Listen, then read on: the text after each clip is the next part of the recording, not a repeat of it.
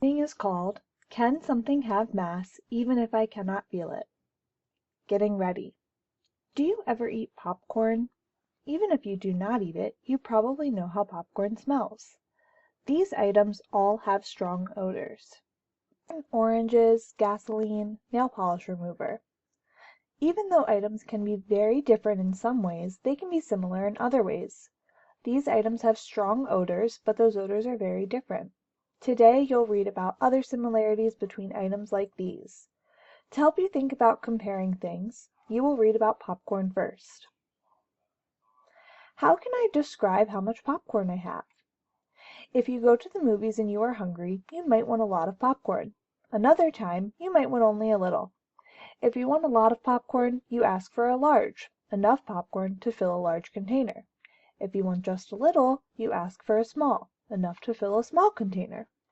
Outside of science class, you can use the sizes of the containers to describe the amount of popcorn. Words like small and large can be useful. In science, describing amounts of materials by the size of the container is sometimes difficult. Even though you get a lot of popcorn in a large container, you do not get exactly the same amount every time. The number and size of pieces will not always be the same. So instead of using phrases like a lot, a little, large, or small, scientists use a measurement called mass. Mass is a measure of the amount of material. In science, you can measure mass using a scale or a balance. Here's the mass of both of these popcorns. The smaller one is 80 grams, and the larger one is 200 grams. Now, why did that just go away? Okay.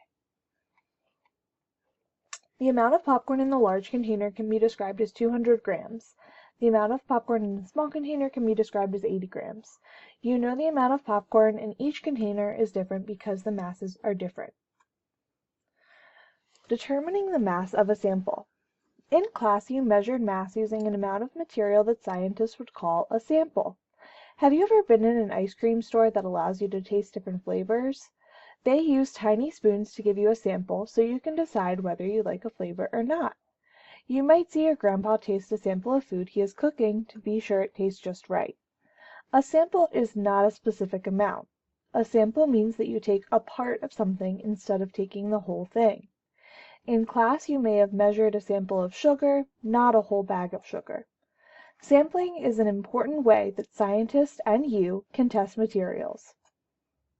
How do I measure a sample of air? You observed in class that mass can be large or small depending on the amount in the sample. It was probably easy to tell that materials like milk and sugar have mass. You could even guess that anything you can see and feel will have mass. Think about things you cannot see or feel, like odors or air. Even though you cannot see or feel air, you observe that it has mass.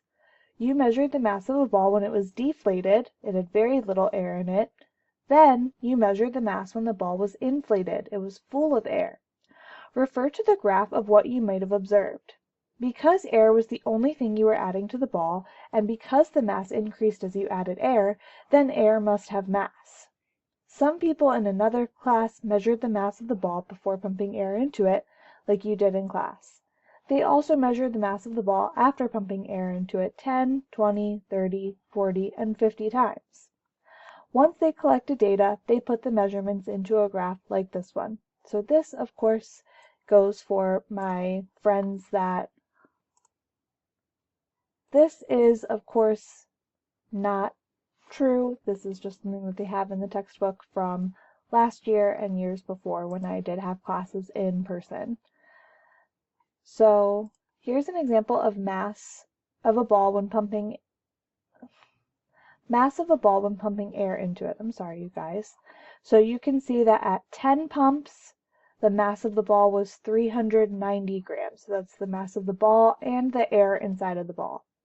At 20 pumps, the mass was 400 grams. At 30 pumps, the mass was 410 grams, and so on.